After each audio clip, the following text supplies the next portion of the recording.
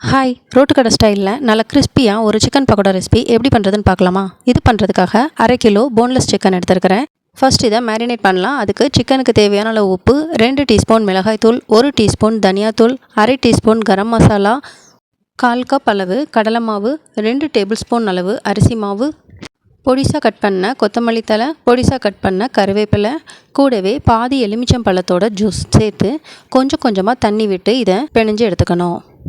இது கூடவே 1 table spoon அளவு இஞ்சி பூண்டு விழுதும் சேர்த்து மசாலா எல்லாமே சிக்கனில் நல்லா கோட் ஆகிற மாதிரி கலந்து விட்டுறலாம். மசாலா எல்லாமே சிக்கனோட நல்லா மேரினேட் ஆகிறதுக்காக ஒரு 1 மணி நேரம் மூடி போட்டு அப்படியே வச்சிடலாம். 1 மணி நேரத்துக்கு அப்புறமா நல்ல சூடான எண்ணெயில் இந்த சிக்கன் பீசஸை கொஞ்சம் கொஞ்சமாக போட்டு பொரித்து எடுத்துக்கலாம். இந்த சிக்கன் எல்லாத்தையும் 7லேருந்து 8 நிமிஷம் மிதமான தீயில் பொரித்து எடுத்துக்கலாம். அப்போ தான் நல்ல சிக்கன் உள்ளே நல்லா சாஃப்டாகவும் வெளியில் கிறிஸ்பியாகவும் இருக்கும். அவ்வளோதாங்க, ரோட் சைடில் கிடைக்கிற மாதிரி மொறு மொறு சிக்கன் இப்போது வீட்டிலேயே ரெடி ஆயிடுச்சு. அப்படியே ஒரு லைக் போட்டுட்டு ட்ரை பண்ணிவிட்டு கமெண்ட் பண்ணுங்கள். பாய்.